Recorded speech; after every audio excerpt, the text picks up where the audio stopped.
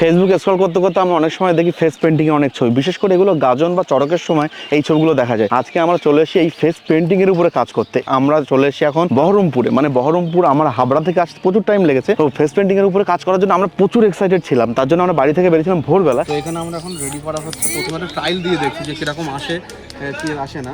প্রথম কথা আমরা প্রথম ফেস চুজ করেছি, কার ফেসের সাথে পেন্ট ভালো যাবে, কোনটা বেটার যাবে। আমরা প্রথম চুজ করার পরে এখানে এখন এই টাইপের একটা ছবি তৈরি করা হবে, এখন প্রিন্ট রেডি হবে, যেটা খুব এক্সাইটিং বিষয়।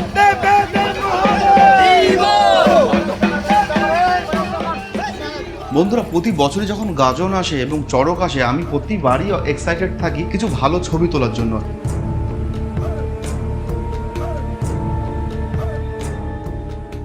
একটা মানুষকে ফেস পেন্টিং করার পরে এখানে দেখবে একটা ত্রিনয়ন আঁকা হয়, একটা দেবতার রূপ দেওয়া হয়। সাধারণ মানুষটা কিন্তু একটা সময় গিয়ে নিজের ফেসকে ভুলে গিয়ে বা নিজের সত্তাকে ভুলে গিয়ে নিজের মধ্যে কখনো দেবতার ধারণ করে, আবার পরের দিন আবার দেখা যায় সাধারণ জীবনযাপন আবার শুরু করে দেয়। তো আজকে আমরা এখানে এসি ফেস পেন্টিং হচ্ছে, প্রচুর লোক জমে যাবে এটুকু বুঝতে পারছি, কিন্তু আমরা একটা প্ল্যান করেছি দিনের বেলা যতটুকু আলো পাই ততটুকু কাজ করব। অলরেডি অলমোস্ট একটা ফেস রেডি হয়ে গেছে।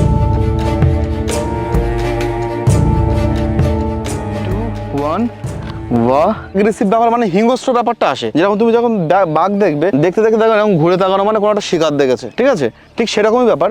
এবার তুমি ওইদিকে থাকবে, ভাবছো ক্যামেরা ওইদিকে, কিন্তু তুমি তাকাবে এই দিকটায়। কিন্তু লো লাইট নিয়ে আমি জানো কতটা কাজ করতে ভালোবাসি, এবং লো লাইট নিয়ে একটা এক্সাইটিং বিষয় রয়েছে। লো লাইট প্রচুর ভালো ভালো কাজ করবো। তোমার একটা প্রবলেম হচ্ছে যে আমরা ফার্স্ট টাইম এসি ছবি তুলছি, এরকম ভাবে অভ্যাস নেই, এই জন্য তোমার প্রবলেম হচ্ছে। এবার বিশ্বাস করো তোমার ভিতরে তুমি যে মানুষটা সেটা রয়েছে, কিন্তু এখন কিন্তু আমরা যেভাবে দেখছি ফেসে প্রিন্ট করা হয়েছে সেই রূপটা দেখতে পাচ্ছি, কিন্তু সেই মেজাজটা দরকার এবার না।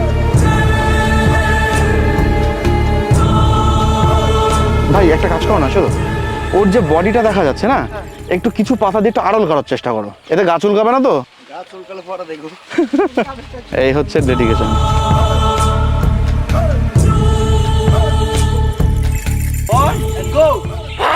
এই যে শালবাগানটা দেখছো, সত্যি কথা বলতে আমাদের প্রত্যেকের একটু ভয় করছিল, কারণ ওরা লোকাল মানুষ হয়ে বা লোকাল ছেলে মেয়ে হয়ে ওরা ওখানে ঢুকতে চাইছে না। সুতরাং আমরাও চাইছিলাম না যে ওদের কোনো বিপদ হোক, তার জন্য আমরা বেশি ভিতরে ঢোকাইনি, ওখানে দাঁড় করে বেশি কিছু ছবি তুললাম। এবং ওকে আমি বারবার চিৎকার করতে বলছিলাম একটা নতুন এক্সপ্রেশনের জন্য, মানে যাতে অ্যাগ্রেসিভ ব্যাপারটা আসে, এবং ও চিৎকার করার চেষ্টাও করছিল।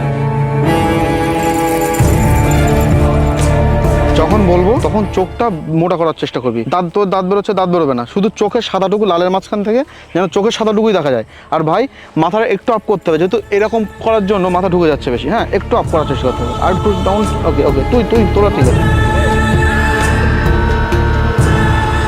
এখন একটু ডিফারেন্ট টাইপের ছবি করছি। যেরকম এই ভাইটা বসে রয়েছে, এই ভাইটা বসে থাকার পরে লাইটটা এখানে পড়বে, ওরা একটু শ্যাডোর মধ্যে দিয়ে থাকবে, মানে ওদের স্ট্রাকচারটা পাওয়া যাবে, ওখানে কেউ বসে রয়েছে এরকম একটা ব্যাপার। কিন্তু মেন এর চোখের এক্সপ্রেশনটা আমরা নেব।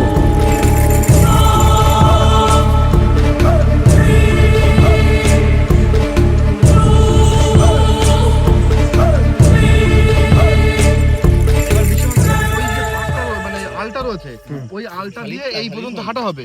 আমি যেই ব্যাক বলবো সঙ্গে সঙ্গে ঘুরে আবার ব্যাকে যেতে হবে, না শর্টটা কাট হবে। হ্যাঁ, আমি বলে দেবো। ভাই তোরা সবাই শোন, যখন সকলে আসবে মোটামুটি একটা গ্যাপ থাকবে আসার সময়। আর একটা ব্যাপার, যেন কারোর গায়ে আগুন টাগুন না লাগে, এগুলো খেয়াল রাখবে। এবং আসার পরে যখনই আমি বলবো ব্যাকে যেতে হবে, তাড়াতাড়ি ব্যাকে যেতে হবে, কারণ একসঙ্গে তাহলে আমরা কন্টিনিউ শটটা কমপ্লিট করতে পারবো, ঠিক আছে? তারপরে যদি আমি বলি এই সাইডে প্রথম যখন শুরু হচ্ছে তখন মশালটা ডান হাতে থাকছে। যদি আমি মনে হয় যদি ডান হাতে প্রবলেম হচ্ছে, কারণ হাওয়া এদিক ওদিক হচ্ছে, যদি আমি বলি বা হাতে, সঙ্গে সঙ্গে সকল একসঙ্গে বা হাতে নিয়ে নেবে। ঠিক আছে, সবাই আমার কথার দিকে খেয়াল রাখলে হয়ে যাবে। সবাই সবাইকে জ্ঞান দিলে কিন্তু হবে না।